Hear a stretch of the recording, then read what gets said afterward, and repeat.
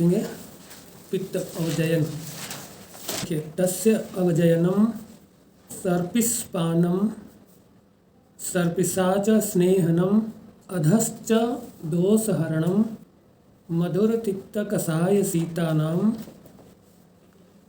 च औषध अभ्यवहार्याणाम उपयोगः।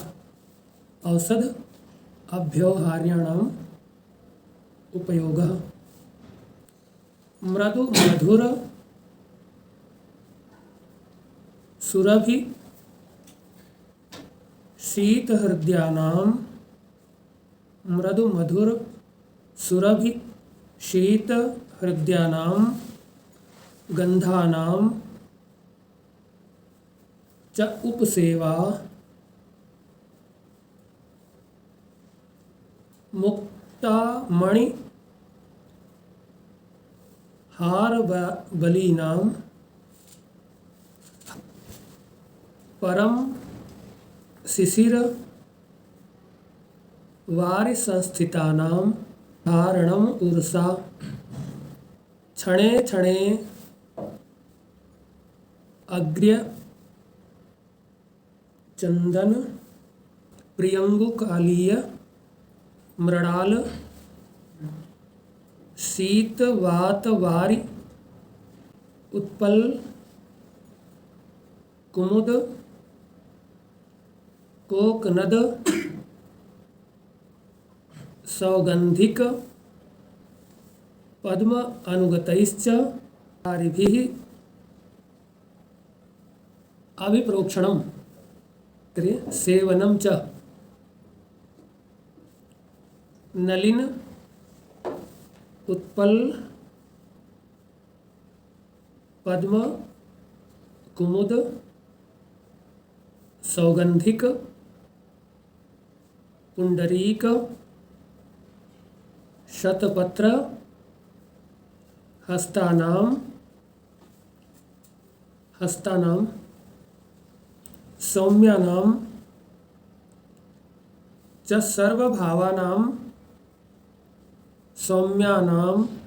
सर्वभावानां इति चरक संहिता विमान स्थान छठा अध्याय। ठीक है भाई। Yes sir. तो आप पित्त अवजयन पढ़ रहे हैं और पित्त अवजयन में अब पहले हम लोग पित्त को द्रव्यों के द्वारा पित्त का नाश या पित्त का हरण ऐसा हमने सुना था, पढ़ा था। आचार्य ने बहुत सारी विधियां बताई, जिन विधियों के द्वारा पित्त को जीतने की क्रिया जो है वो पित्त अवजयन है। विधि के द्वारा जब जीत रहे हैं तो अवजयन है, और जब द्रव्य के द्वारा जीत रहे हैं तो वो नाश है या हरण है। ठीक है, तो ये दोनों में अंतर रहेगा, इसलिए यहाँ पर आपको तरह तरह की विधियाँ बताई जा रही हैं। तो देखिए कैसे उसका पित्त को कैसे जीतें, किन विधियों से जीतें। तो सर्पिपान। अब देखिए, पान एक क्रिया है, घृत से, ठीक है, घृत पित्तनाशक होता है, लेकिन उसके पान करने से अथवा सर्पिसाच स्नेहनम, या यदि हम सर्पी का पान नहीं करते हैं तो उससे स्नेहन करें, यानी शरीर में सर्पी का लेपन या फिर शरीर को उसमें अवगाहन, ठीक है, या सर्पी की धारा, सर्पी प्रसेक, ठीक है, इन सारी विधियों से शरीर के पित्त का अवजयन होगा। ठीक है, जय नहीं होगा, अवजय होगा, है ना। जय माने तो जीत लेना। ठीक, तो तस्य अवजयनम सर्पिसः पानम। पहला तरीका तो यही है कि आप सर्पी पान कराएं। तो पान करने से क्या होगा, शरीर में जितना भी पित्त होगा, सभी धातुओं में, सभी स्रोतसों में जहाँ भी पित्त बढ़ा होगा उसका सबका जीतना हो जाएगा, है ना। लेकिन यदि आप जो है पान नहीं करते हैं और सर्पी के द्वारा अभ्यंग करते हैं या परिसेक करते हैं या धारा ग्रहण करते हैं, सर्पी धारा, है ना, या लेपन करते हैं, तो जो है ना शाखाओं में या त्वचा में जितना पित्त अवस्थित होगा उसका जीतना होगा। ठीक है। लेकिन जो जो अपनी आभ्यंतर धातुएं हैं उनके पित्त का जयन जल्दी से नहीं हो पाएगा, ठीक है। इसलिए पानम पहले लिखा है, फिर स्नेहनम। फिर यदि आप सर्पीपान नहीं कर सकते और पित्त बहुत अधिक बढ़ा हुआ है, पित्त का कोप हो रहा है शरीर में, तो अधश्च दोष हरणम, अधः मार्ग से दोषों का हरण कीजिए। अभी यहाँ देखिए दोष शब्द लिख दिया कि जो प्रकुपित पित्त है उसका हरण करना है ना। दोष हरणम यानी जो दूषित हो गया है पित्त, उसका हरण कर दीजिए, तो पित्त शरीर में हानि नहीं कर पाएगा। देखिए जो पित्त प्राकृत है उसका हरण नहीं करना है, इसलिए लिखा अधश्च दोष हरणम, ये नहीं लिखा अधश्च पित्त हरणम। आप दोनों शब्दों से सही तरीके से समझिए। पित्त का हरण नहीं करना है, दूषित पित्त का हरण करना है। अगर पित्त का हरण कर देंगे तब तो शरीर की स्थिति ही नहीं रह जाएगी।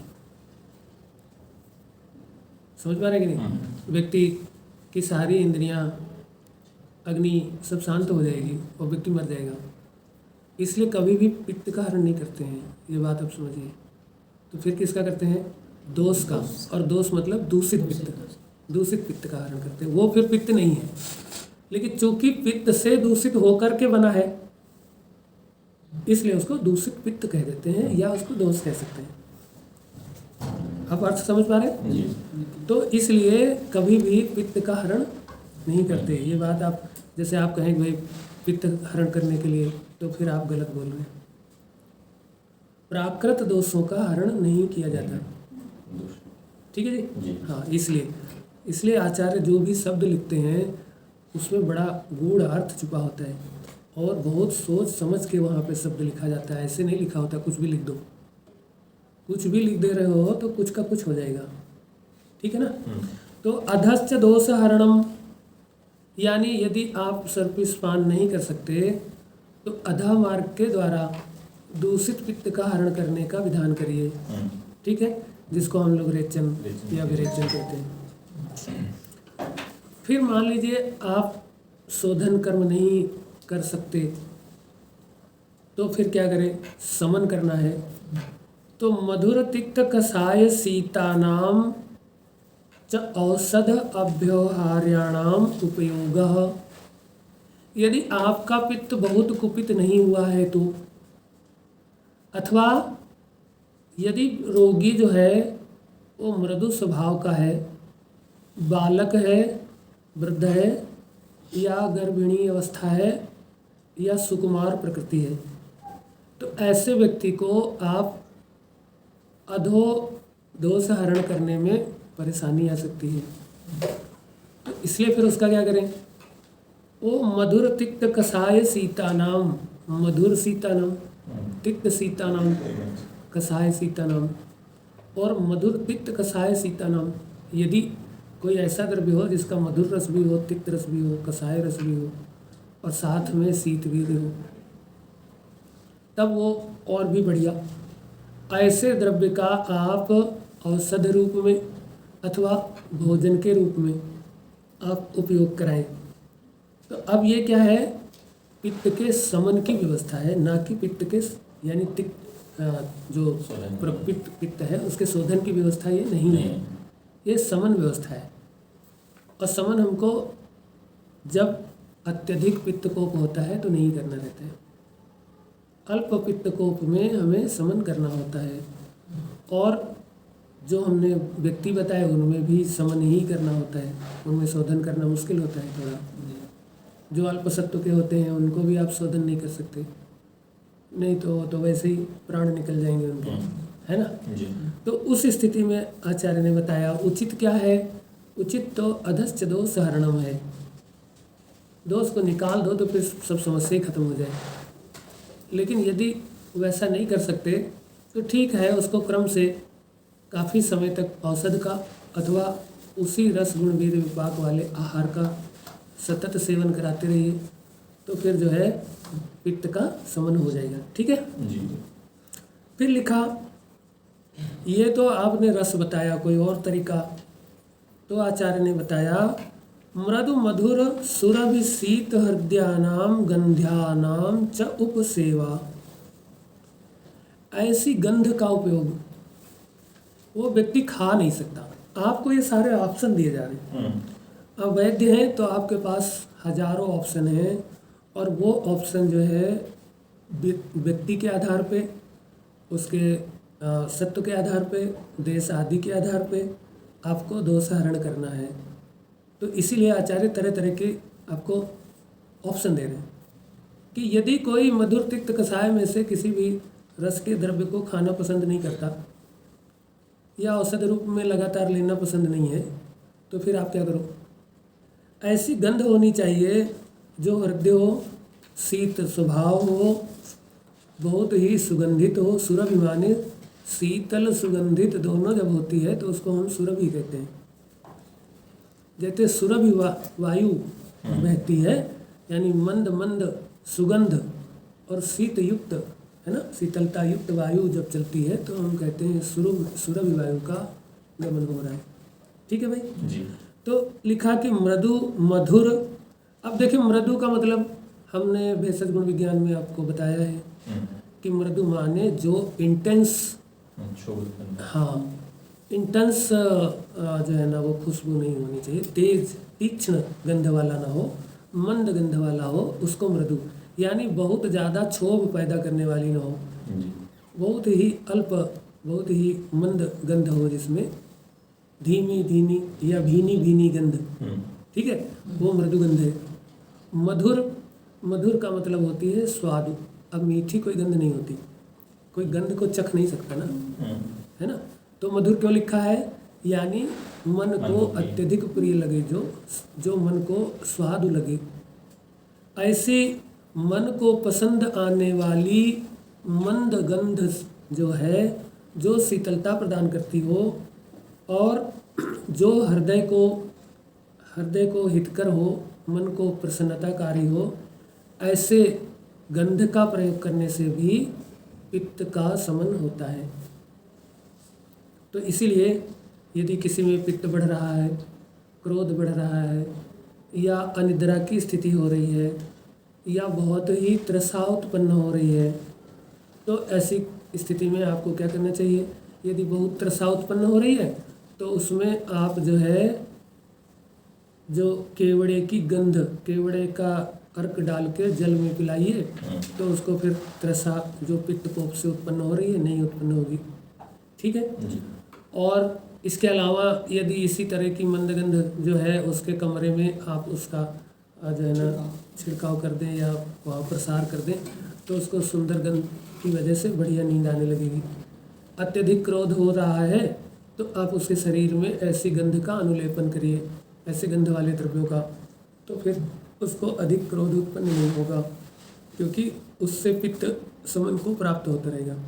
ठीक है ना। फिर मुक्तामणि हारावलीनां च परम शिशिर वारि संस्थितानाम धारणम उर्सा। हृदय पर या हृदय स्थान पर या उर स्थान पे, ठीक है, आपको धारण करना है परम शिशिर वारि संस्थितानाम, ऐसे जो बहुत शीतल होते हैं और पानी में पाए जाते हैं। पानी में पाए जाने वाले बहुत शीतल मुक्ता, मणि और अन्य जो चीज़ें, यानी जैसे कि कुछ पुष्प हैं, जैसे पद्म, सौगंधिक आदि, इनकी आप हार बना करके और उरह स्थान में धारण कीजिए। ठीक है। तो फिर पित्त का कोप नहीं होने पाएगा, इसीलिए हार धारण किया जाता है। परम शिशिर वार संस्थितानाम धारणम उर्सा। परम शिशिर बहुत शीतल है ना, वार संस्थित बहुत शीतल जलों में पाए जाने वाले जो भी मणियां हैं, जैसे मुक्ता, वैद्रुम, इस मणियां जो भी पाई जाती हैं, अन्य और भी सीप हैं वगैरह वगैरह, कपर्दिका है, ठीक, इन चीज़ों के आप माला बनाइए, वैजंती की माला बनाइए, है ना, इस सबको पूरा स्थान में धारण कराइए, तो इससे पित्त का शमन होता है। ठीक है। फिर क्षणे क्षणे अग्र चंदन प्रियंगु कालीय मृणाल शीत वात वारिभि उत्पल कुमुद कोकनद सौगंधिक पद्म अनुगतैश्च वारिभि अभिप्रोक्षणम। अब क्षण क्षण में अभिप्रोक्षण करना है जल का। अब वो जल कैसा होना चाहिए, तो उस जल में अगरु चंदन प्रियंगु कालीयक मृणाल ये सब पड़े होने चाहिए, चंदन मिश्रित, है ना, प्रियंगु मिश्रित, कालीयक, ठीक है जी सर। ये सब सुगंधित द्रव्य हैं। इनको शीतल भी हैं और सुगंधित भी हैं। इनको जल में मिला लेंगे तो और शीतलता, और उसका क्षण क्षण में प्रोक्षण, मतलब आप क्या करें, उससे आप फुहार डालें, ऐसे जल की फुहार। ठीक है। या फिर जो है अगर चंदन वगैरह नहीं है तो फिर मृणाल शीत वात वारी, शीत वात वारी। अभी देखिए, जो आपके कूलर से पानी की बौछार आती है वो शीत वात वारी है, सही है ना, उस तरह की। या फिर एक और तरीका है, झरने के किनारे बैठ जाइए, वहाँ पानी जब गिरता है जोर से ऊंचाई से तो छिन्न भिन्न होकर के बहुत सारी फुहारें उसकी हवा के साथ आपको, मतलब वो कहीं ना कहीं भिगोएंगी, तो उससे भी यही कार्य होगा, पित्त का शमन होगा। ठीक है ना जी। फिर अगर इसी जल का जो वायु अथवा जल दोनों, आइदर जल शीतल हो या वायु शीतल हो, और इसको आप अगर प्रोक्षण कमल के द्वारा, कुमुद के द्वारा, उत्पल के द्वारा, नलिन के द्वारा, सौगंधिक के द्वारा व्यक्तियों पर करें। आप जल तो छिड़कें, लेकिन किससे छिड़कें, कमल से छिड़कें।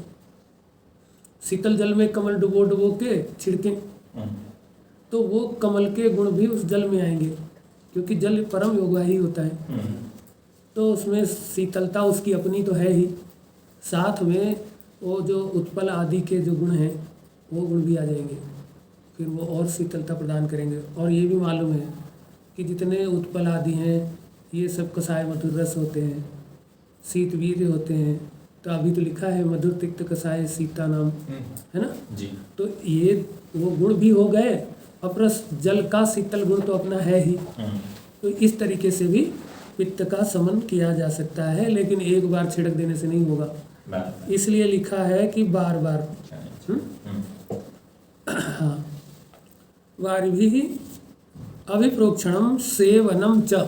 दूसरा तरीका बता दिया कि प्रोक्षण तो आपको करना ही है, आप सेवन भी कर सकते हैं। इस तरह के जल का आप सेवन करें तो आप सेवन में दो तरीके का सेवन है, बाह्य सेवन, आभ्यंतर सेवन, यानी आप पी सकते हैं या इससे नहा सकते हैं।